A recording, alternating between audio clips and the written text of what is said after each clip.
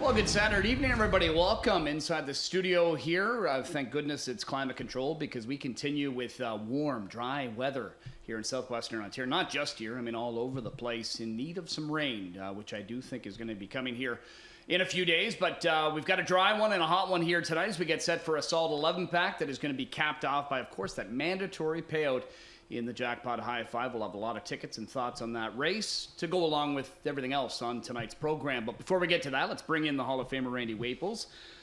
Good to see you. Good buddy. To see you. Yeah. All I hear is your voice anymore.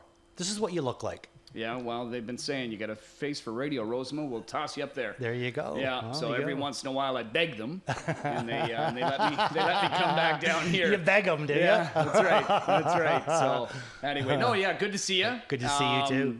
Yeah, last night, we were excited to get into the weekend. Obviously, anytime Chantilly's going to line up, there's excitement, buzz everywhere. Oh, there certainly was last night, too. There was buzz afterwards, maybe not all of the positive kind in there, because, every time she lines up, we expect her to win. And she was certainly live last night. It was just a trip that, didn't go her favor. Have you been in that situation that James was in? Yeah. Where you're basically trying to please many. Yeah, right. Many. A whole bunch of different things and come with one ultimate result, which is to get the win, but by doing some things along the way. Thoughts on it? Yeah, my thing is just that I have been in that situation, and sometimes it's worked out for me, and sometimes it hasn't worked out for me. Sometimes it's not just your decision out there; it's your decision, but you're trying to please a lot of different factions out there. Different people, different connections of the horse. The horse, yourself, a lot going on. He had a decision to make. He got himself into a situation where there was a decision that had to be made. He elected to stay to the inside. I don't think at any point did it ever come into his mind that he was going to get locked in, and it happened. Come on, Chad, we've been here. I've been driving here for a long time. You've been, watching races and commentating on races for years and years. Usually there's room down the lane. Somebody comes off the rail. Shorter field. There's going to be room. Last night, there was no room. He made a decision. It didn't work out. It wasn't a decision that was more, I think that the 90% of James's decision was what was best for Chantilly. Yep. You know what I mean? And so that was the decision he stuck with. It didn't work out for him. Obviously, disappointing for the connections, disappointing for the bettors and that, but it is what it is. People make mistakes. Like I've said to you before, and you know it too. You watch football all the time. You can have a quarterback in the absolute best game of his life and the prime of his career and throw a pick directly to the guy in front of him. And you think to yourself, how? How did he do that? Why would he do that? Take a knee. Yeah. Why would you do that? Yeah. But mistakes can be made even by the best ones. And I think that's what we looked at last night, a mistake. And I mean, to be honest, and we haven't spoken to James, but no. Well, I did. I got to interview him. Yeah, but James, he's gone out east now for a few days. But even yourself as a driver, it's not the only race where you maybe make a decision that doesn't work out to your favor, and you can look back on it afterwards. Hindsight's always 20/20. I don't know what he would have done different. Do you know what I mean? Because I think you're probably pretty committed to, I don't want to be first up with a 3-year-old filly that's only raced a few times this year against the open mares. It's a shorter field. I'm going to hope for some room to develop. But, if you get away one position further back than you did, maybe you're second over, or if you're out a little closer, sitting top 3 early on, maybe that room does develop. I don't know, We'll never know. No, we won't know. I think, honestly, Chad, I just think that, he was in a situation. And like I said, he was trying to, please a lot of people, including himself, and look after that horse. You know what I mean? He's proud of that horse. He's never been beat on her. He don't want to be beat now. I didn't get to talk to him for long, but I'm going to tell you, he was upset. He was upset with himself. That's it. He was blaming himself. So nobody needs to tap James on the shoulder and say, hey, you screwed up. He knows he made a mistake, but mistakes happen, especially in sports, because you only have that fraction of a second to make up your decision. And now, hindsight 2020, sure, he probably moves to the outside if he has to do it all again. But at that point, he thought he could do that, come down in through them and find some room, and everybody's happy. The horse gets looked after, the horse wins. everybody's happy, but it didn't work out that way. Yeah, I mean, it sucks. We're obviously still going to continue to root for her so much. Oh, I mean, yeah. she's great, and looking forward to her, Right. in the Lynch. Really excited about that opportunity. But on the flip side of that, congrats to J.R. Plante with in the spotlight. For JR, the opportunities he's been getting here. That was the first sub 50 winner he's had when she won a couple of starts ago in 49 and whatever. And then I don't think JR's won an Open here. Geez, I don't think so. Right? That'll probably be one of the first Opens that he's won. Or if it is, it's very few. So I mean, big win for JR too. Oh, huge win. Yeah, for sure. Yeah. He'd have to enjoy that. One guy's pain is another guy's pleasure. And that was it. I mean, JR gets to be the one to, knock off this undefeated filly. James has to live with the fact that she got beat, but it is what it is. Now, before we move on, just want to quickly ask you, there was a lot of questions going into that race. Could she beat them? I had her up on top. I'm going to ask you after the race is over. Could she have beat them? Oh, 1,000,000,000%. That's what I say too. Yeah. I think that we're dealing with a pretty nice horse there. And I think maybe last night was what took for people to finally realize, hey, this is something pretty special, that we got going on here. Yeah. And if he made a mistake, so be it. James is not the kind of person that is going to make a second one that way. So, sleep well tonight, Mr. McDonald. Looking at the rest of the card and, how things played out from a pace perspective, I know you guys were dialing it up last night, looking back at, I guess, what would have been Thursday. There were some horses that, weren't terribly close, kind of at the midway point. Last night seems to be a little more, kind of speed favoring yet again. But we did have a couple there that were coming from 4th and then 5th in race number 9. What did we have from an upset standpoint? I mean, other than in the spotlight. Yeah, she was obviously a big. There was another one too. There was another one. I know the finale. Tyler Jones was able to get up, right? The finale, or was that Thursday? JD win the? Oh yeah, JD won the finale. Nice That was Thursday. I'm thinking. Yeah. But that was an upset or 7-1. She was an upset. Yeah. I had her in for second. Upset me because I should have put her on top. Well, and I mean, in hindsight, because I think Garnet, I saw had her second as well. I mean, a lot of the obvious ones were going to James with was it Brothers Charge? Yeah, something in blue. Yes. Yeah. But if you're looking at it from a live handicapping standpoint, you not say, well, it's 7-1, nice buns, worth a shot, worth a couple of bucks. It's exactly the way I thought it would go. Like I said, even when I was breaking down my ticket, I thought that James would come out of there, JD would come with him, and he'd land on JD's back. That's the way that it started. I was kind of hoping it would stay that way, but then James removed back around, putting JD in the garden spot. The other way around. Maybe James gets the job done, but either way, it was a nice drive by JD. What about tonight? How's tonight's card looking? It looks okay. I like it. It's it's not the the glitz and glamour that we've been used to. In the last couple of weeks. We're going to get into that soon. We're going to get back into that, right? But something every once in a while, these meat and potatoes nights are nice, Chad. Opportunity to make some money. Well, that and it gives the people that are that don't have the superstars, just have those Saturday night specials. It gives them a chance to let their horses kind of stand out. Well, we start our coverage in race number 1 with 5 and under on the pace nometers of 2, field of 10. Backup plan is getting a lot of play in here for probably a variety of reasons, Randy. I mean, top connections, you got Wah, you got Maneri, you got a better than Cheddar 3-year-old that's won 3 of 6. And then on top of it, his nometers of 3 last time. Didn't look out of place. I know he didn't win, but he's only beat a few lengths. Now he's back into the nometers of 2. Yeah, and I mean, let's take a look at that replay on August the 2nd there while I talk this down. So on August the 15th, when he was in that grassroots, I mean, that was did you call that night? July 15th, where 5th and 5 beat him. I can't remember. Oh, yeah, our producer Luke says yes. Well, anyway, I mean, it was a big mile. It makes a big 3-wide move, makes up a lot of ground going to the half. He ends up getting picked off in 49. So this race, though, he doesn't do a whole lot with him, and I think that that's the way to go. Dougie's driving him, not a whole lot done. You can see Dougie, he's more or less got him put away right here. He's going to get what he's get. He can either empty him out to try to be 5th or a 4th in there, but he didn't. He just kind of gave him a real nice, easy one, and I think that the horse was kind of, tired out pretty good from that start before.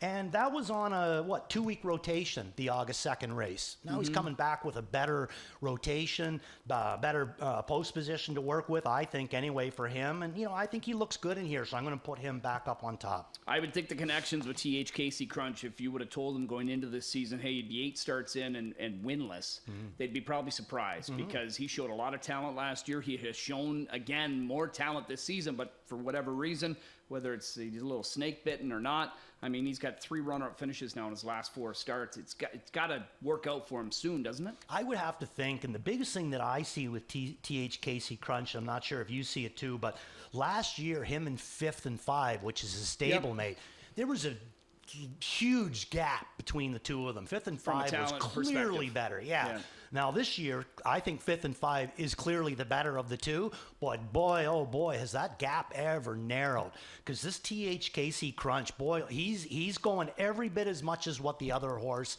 is, you know. So to me, they're just two more or less interchangeable horses. I would probably still say 5th and 5 is the stronger of the two. But this guy's going to be tough. But backup plan, and I'm going to throw TH Casey Crunch in for the deuce. Yeah, no Jody or James here tonight. They're both out on the island, right? Out down to PEI. Driving there. I think they got a lot of drives in Charlottetown as it's the trials for the Cup and Saucer tonight with a pair of those. Yeah. Hey, this is the first year, too, I kind of noticed, too, they don't have trials Monday this year. Remember they always had trials Saturday and Monday? I wonder if that's just if it was more, because they only have 2. I don't know. This year, right? So, they just have the 2, and they both go Saturday night. Yeah.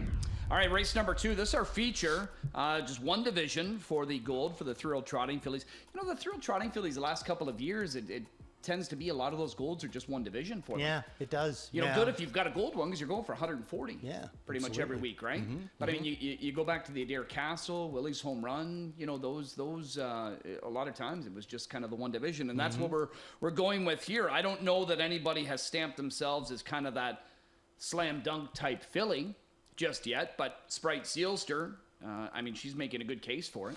I would say of all of them, if you were going to narrow one down, that would be the one that I would narrow down, and that's going to be my top pick in here. Also getting a bridle change. Katie McNeil sending in a bridle change for Sprite Sealster. They're going to take the blinds off of her, go to the blinkers on her. Let's take a look at this race on July the 16th. Grand River Gold here for Sprite Sealster, and you know, I just think that right now she's the one that they have to beat. Whether or not that she can carry this momentum forward till, you know, super final or whatever. Right now, to me, she's the one that they got to beat. But there's some speed in here. You know, Stormont Beautiful was a real good second in her last. I got her in for the deuce. Big movement on the end of her. Roxy Hart, another one that can fly home. I still think she's going to win a gold. I do too. You know, but she's running out of time. Yeah, and maybe tonight will be the night. Open to sides, you know. Maybe it'll kind of get her a little bit more involved. But boy, oh boy, you don't want to show any weakness in the last quarter if you're in against Roxy Hart, because she can rock it on the end. And then Green Glider, first start Lasix, threw this one in as well. The only one I didn't use, and it was tough for me not to, I didn't use Foxy Amy, I didn't use Bright Green, but it was tougher for me not to use Foxy Amy than it was for me not to use Bright Green. This was the one you loved the way she floated with her gait last year, right?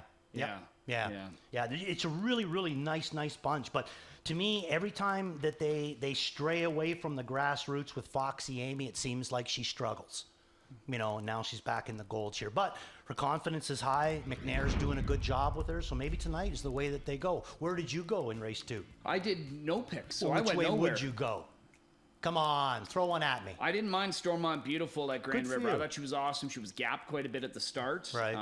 You know, maybe another one that could be sitting on a big enough effort. Short field, I mean, a lot can happen, especially if they don't go much early. Yeah. You See, know? the Green Glider one kind of makes me wonder, because when they first came back with her at the first of the season, my goodness, was she good, eh? Yes. Now all of a sudden she kind of falls apart, and she's going on to the Lasix program. Makes it go, Let's get into the third race. Pick 4 gets underway here with a field of 7 on the pace. Captain Fear Not. You've been a big fan of this horse. And he's going to be installed as the favorite as he gets some class relief.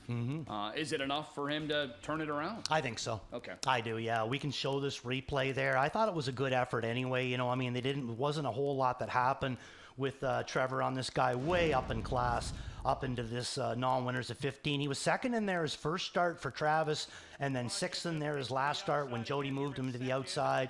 Last start, you know, you're going to see just a nice easy mile on the inside. Paces a mile in 49. Last quarter in 26-4. I say that this race sets him up really good for this race in here. So Captain Fear Not is the way that I'm going to go. Struggling a little bit on the outside here, but like I said, got away at the back of the pack. Real tough bunch. Blue Hunt Hunt, write me a rose, you know, and he's still moving forward on the end of it. The gap is narrowing. Trevor has basically shut himself down, you know, knew he wasn't going to get anything more than that. Picks up Travis Henry in here tonight, and I think that he's got a good shot. I'm going to put him up on top. Okay, yeah, Captain Fear. Now, last time Travis drove him, just missed. He's my all-in. Right, just missed him 49-1. Okay, all in. So a single for you in the multi-legs. That'll be involved in the pick 5 and the early pick 4. We'll skip over 4. That starts our pick 6. Race number 5 is where we continue some coverage. It's leg 2 of the pop-up series for these horses in gelding on the pace. Field of 10 in this spot. Greatest Ending makes his way back here after his stint at Northfield, so he's playing kind of some catch up as far as trying to get good points in here. Cold Creek Queso, that was a big effort. I thought from him actually in each of his last couple of starts, but that latest one, 48-3, and he just missed. Did he ever come? Yeah, yeah. That's the way I'm going to go. You picked the right one. So let's take a look at this guy. This guy's a bit of a riddle, Chad, because we both know what he's capable of. Yep. Shouldn't be down in a class like this. He should be racing, open because he's got the talent to do it. But he just seems like he goes through his little funks every now and again. And I'm hoping I'm catching him on a good upswing. Recently gone into Benny Hollingsworth's barn. He's had a 4th, and this race is going to be a good 3rd. And like Chad said, this was a good one. He had some big movement on the outside. So look for Jody Jamieson on the outside with this big fella, and look at him come. He just keeps coming and coming and coming. He's going to fall short, but he puts a little bit of a scare into Travis and Billy there. I think that they thought it was down to a 2-horse race, and this big fella come flying on the outside. Benny Blue Eyes sending in shoeing change on this guy tonight too. He's going to take the steel off up front and going to go to a set of aluminum shoes on him. So usually that is the key that they think that he's going to be good in here. It's pop-up series. Like Chad said, you got to make some points. You got to make some points to get into the final. Look at those horses he's had to race against recently. I know there's still some decent ones in here, but not of that caliber. No. And I mean, that last race, if I'm not mistaken, Blue Hunt came out of that runner-up finish to win. Didn't he win his next start? Yeah, I he think, did. yeah. And right back in to go tonight. Or is it not tonight or tomorrow or Monday? Yeah, maybe. I just remember he. Right back in to go again. But Okay. yeah, Cold Creek Queso, the way I'm going to go. Tough field, but just like Chad said, if you look at the horses that he's been competing against there, it's not so tough. Race number 6 starts the late pick 5 wager. That's where we head to next on this 11-race program. Fillies and Mares, it's a non-winners of 3 group in here. Some that could be, staying in shape ahead of whether it's the next Gold, whether it's maybe a Grand Circuit event. I see we got Bonami Hanover here. This was the Pelling one that last year at 2. Did she not come flying late in one of her Grand Circuit events she was in town for? Yeah, she did. Who was racing her? Was it Pelling himself had her? Yeah, I think Brett Pelling It was had her. Brett Pelling. Yeah. No, she did look good when she first came up Pelling here. still owns her. Yeah, a couple of big miles, but just kind of seemed like she's just kind of searching right now. So I want to see a little bit more out of her coming into the Meg Crone barn. She suffered a little interference in her first start, but had a couple of weeks off too. Right. So I'm just going to take a wait and see on her. That we got 2 replays to show, Chad. The first one we're going to show is going to be Sugar Pie Honey, and she's going to be my top pick in this race. Non-winners of 3 for her in her last race. I think that she almost got the job done. The week before, Dougie come first over with her. There was some wheel hooking going on right at the wire. I think she looked pretty good that night. James goes back onto her in this race, and he's going to come flying on the end of it. You can see him right now. He's sitting about 5th. Following in behind Dougie, and she's going to make a big move on the end of it. So all we got to do, hope that Dougie's able to keep her close and let her pace on the end of it. He's already had a ride behind her, so I think he knows just how good she is. And like I said, she just keeps coming and coming. Doesn't able to get the win, but raced very well. So she's going to be my top pick in this race. And the other one that I wanted to show you was the July 18th race for Always Dawn. Just before she went down to the Meadows for the Adiovolo.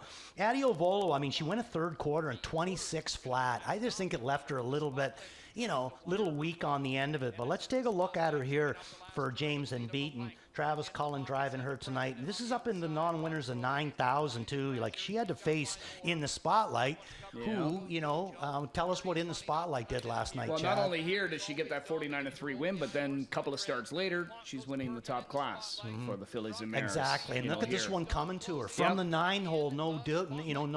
Just everything was against older, right? Yeah, everything was against her, and she still comes up with an effort like that. Then she heads down to the Meadows, and like I said, I think that the third quarter just did her in. 26 flat.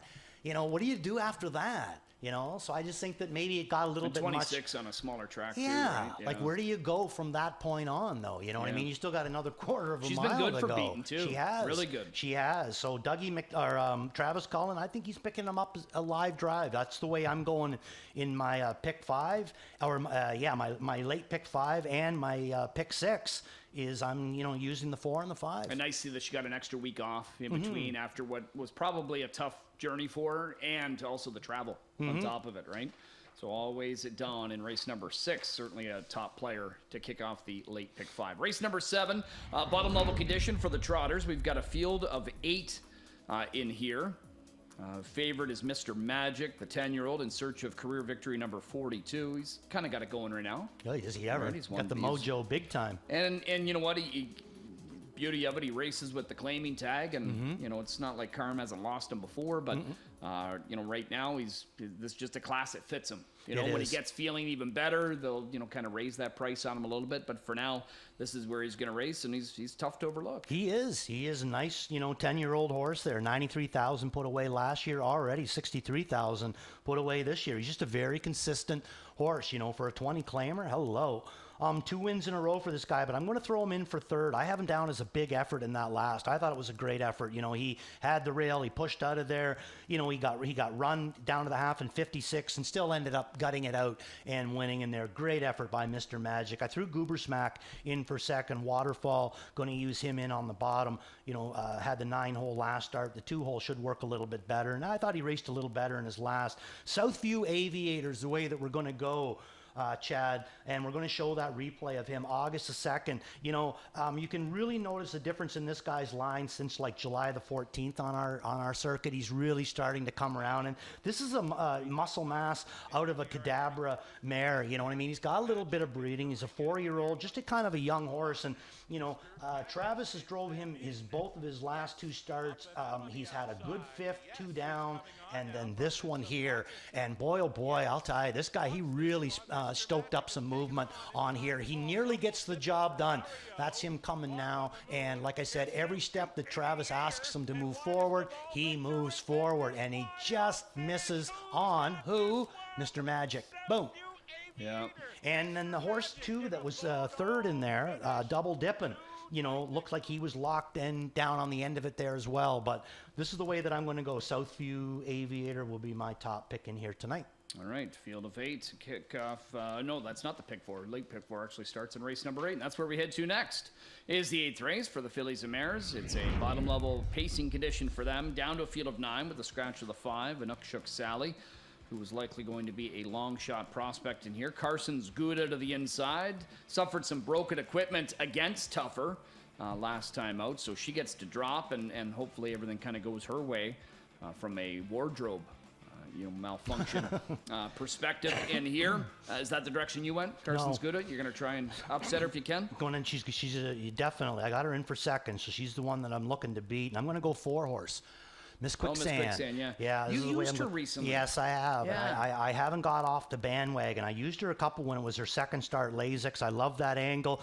She didn't really do a whole lot in there, and now we're going to take a look at this last start for her. I really do think that she is very, very close to coming up with a win in this bottom class. I truly do think that she's the one to beat in here. So this is going to be 4-start Lasix for her, and I just find that every time that she's been on it, she's raced very, very well. So Trevor Henry will be driving her this week, and you can see he's behind a wall of horses, gives her a little bit of a tap there, but he can never really get her going. Looks like she's got something broke kind of on the outside. Now he does split down in here, and boy, did she ever like that, because now she starts to come forward again, and look, he's going to have to back off again because he's got Travis in front of her. J.R. Plant picking her up in here tonight, middle of the gate to work with there. I'm going to take a stand on her, Chad, and she's going to be my top play. Yeah, you'll get an okay price, I think.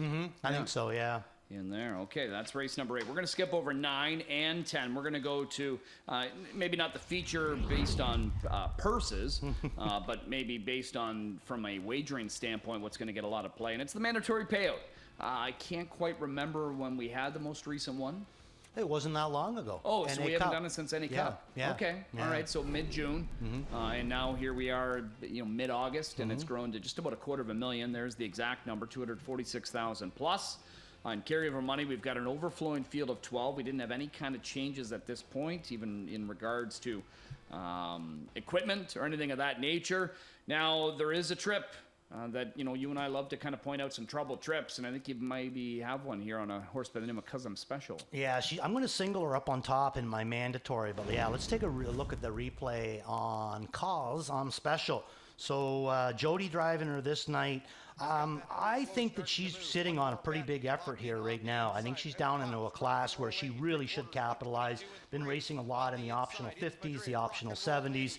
She's in an optional 30 tonight, but in this race here, you can see Jody towards the back of the pack. JD's on the outside of him. He's on Tyler. Look at the shoulders back on Jody. He's trying to squeeze his way in there, but I mean, that's like that's not a big spot. And look at her, how close she is now, and he still has her shut down for probably about an eighth of a mile, where he just would not let her go forward. So she's picking up McNair tonight. I think that she looks good. Another horse that was locked in there as well, though, was the 9 horse.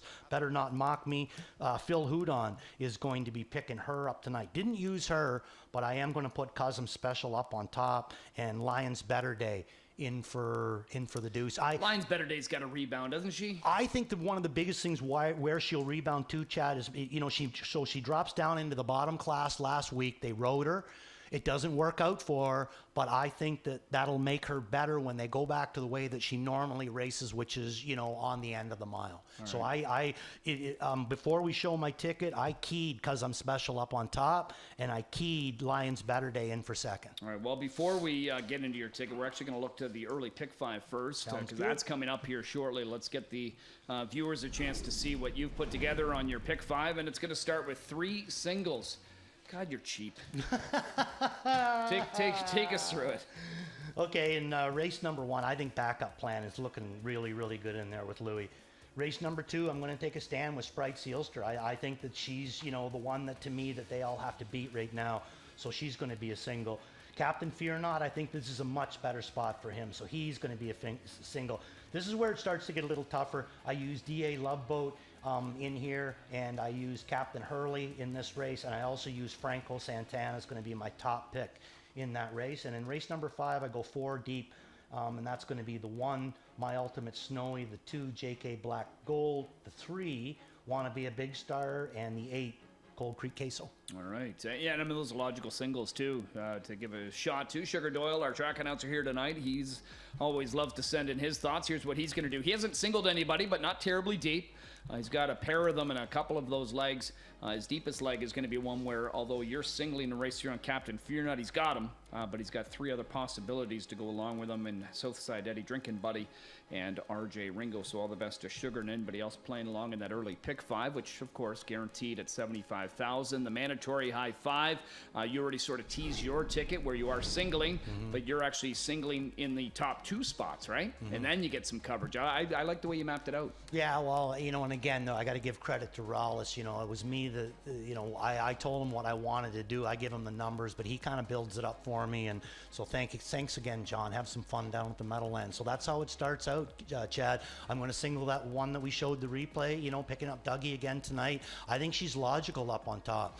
And in for And second. she'll be involved early. Right, Yeah. and I think in for second, I mean, if they go back to racing her the other way, I think she's going to be the one coming the hardest on the end of it. Lions better day, which should get her, in for the deuce, and then I start to spread out down, through here. Use the 2, 3, and the 10 in for third. That's Western Wish, Chiefs Dream Girl, both hard on the end of it, and Yoda Queen picking up Burt Renault. Come on, Burt, get me in there for a third or a fourth, and then for fourth, I really do a big spread. And then one time, it was a while back, but you put a ticket in and you actually got it, and you were the first guy that I seen that did it kind of this way, where you hit the all button on the bottom. Sugar's going to do the same, and I love that approach. I wasn't really doing it that way. I like this way much better than trying to find that horse that's going to be fifth. Exactly. Yeah. And that's why I try to stay light if I can. If I can you single got it. right off the bat, then yeah. Then I'll do that. And so Sugar, again, a similar approach. He's just going to go Lions better day. That's what he's done. We've got John with his thoughts on his high five. So he's going to single like you are. Then spreads. He doesn't hit the all button quite in that fifth leg, but he's got a lot of numbers there in fourth and fifth. $50.40 the ticket for his. Yours with a lot of numbers, I think it was 24. So, depending on your budget, if you want to follow along with some of these tickets, maybe you want to play along with some of them, you've got some options as to what you want to do with. The Blue Jays are not the only ones with Hot Dog Tuesdays. We've got it too. Here. Tuesdays starting, I guess, this Tuesday, the 12th. Who gets to wear the suit? Who gets to wear the hot dog suit? I was told it was going to be Waples out there. No. Okay. No, there's only one hot dog in this room, and that's you. Yeah. Well, if it gets me free hot dogs, I'll do it. I don't mind some hot dogs. So 5:30 to 7:30, $2 hot dogs. Load on up. Sponsored by Cosa. Appreciate them. So the pop-up stand next to the Tim Hortons on the main concourse. I think actually at one point they used to serve food there. They lined up, and actually hot dogs were one of the things they had. Oh, cool. So it's just basically in the main doors. When you come in by the Tim Hortons, you'll see them set up there. Racetracks and hot dogs. Come on, Chad. Does anything ever go any better? You know what? An easy meal, especially if you're at home and you're, let's say you work during the day and then you wanted to run out here, don't have time to grab a bite to eat. Here you go. There you go. Get you covered with a couple it was of good bucks. enough for Wayne Gretzky. Exactly. All right, upstairs we go. It's time for the anthem. Here's Sugar Doyle. Right on. Thank you, Chad and Randy. Have a great time on the desk tonight. Time now, folks, to meet our anthem singer. It is Mr. Alan Teo. Alan is an outgoing member of the IT operations team here at Woodbine. When he's not working, he is prone to being peer pressured into singing karaoke in front of strangers and sharing his love of singing. He holds a personal best of eating 52 chicken wings in one sitting and is a firm believer that pineapple does not belong on pizza. So, here's Alan. If you are ready and able, folks, to please rise for the singing of our national anthem, here is Alan to proudly perform our national anthem.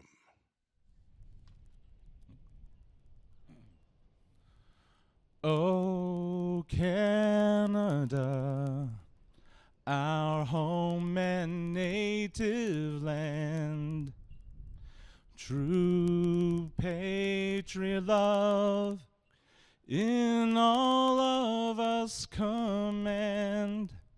With glowing hearts we see thee rise, the true north strong and free.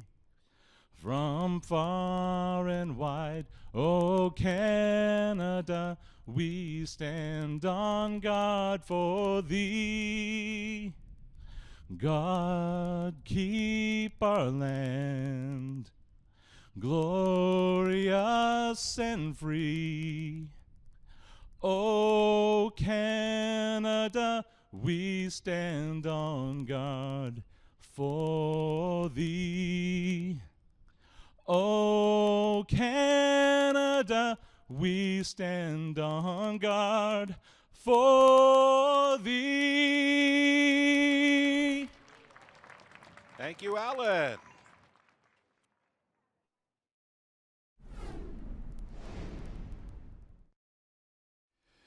All right, great job out there by Alan. Appreciate that with the sing of our national anthem. As we get into our plays of the night, as we approach first race post time, Randy, you're all in. You already teased it. Captain Fear Not in race 3. Yeah, he's going to be my all-in. I really like him in there. Waples Watch, Franco Santana. I mean, everybody's seen that he won last week, but I really do think that he won good enough that he's, much the best in that class again, hence the singling him. Beat the Fave is going to be Southview Aviator. I think that we can maybe get a decent price on him, worth a look. Miss Quicksand, and that's going to come around in race number 8, my friend. Okay, that's Randy's plays of the night. Other handicappers, their lineup: Gislain, Stormont Beautiful, don't mind that. Ready for Gold, I like how he labeled it. Want to be a big star for Garnet in race number 5 is where he's going to go. That's a race where actually I think he's not even using the obvious favorite, if I'm not mistaken. Which in that race happens. Yeah, Cold Creek Queso. I shouldn't say obvious favorite, but the morning line favorite. He doesn't have him in the top 4. So GB taking a stand here on Want to Be a Big Star. Good luck. Sugar Doyle, our track announcer here tonight. He's got Lions Better Day in that high 5 finale. So ready to pop from what is historically the most productive post position here as well. And in a big field like that, could be a real good spot to line up. I'll say. For the absolutely. mandatory. Yeah, I think it was a good bet. And where I like her is the fact that they buzzed her in her last start. And I think that it's going to make her only stronger tonight as long as they don't go back to the front with her. All right, as you can see, 0 on the clock to be out on the track here in a few moments as we get our Saturday 11 pack underway. We'll start it as we always do with the guaranteed early pick 5 at $75,000. Stay with us.